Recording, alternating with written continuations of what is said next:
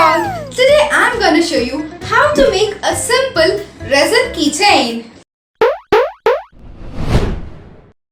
Welcome to Sparklebox! If you wanna try such amazing art and craft DIYs, do visit our website sparklebox.com. You can find each appropriate art and craft kits over there.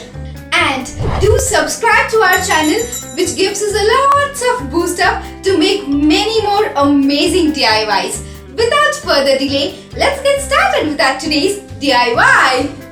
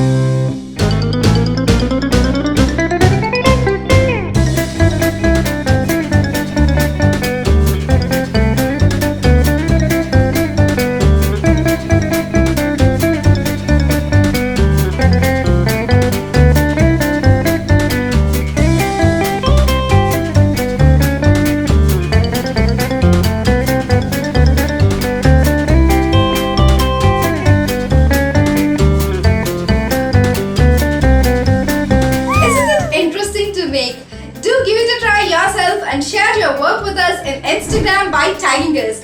And don't forget to like and share this video with your friends and family.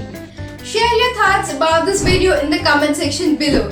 I'll be back with another interesting DIY. Until then, see you all!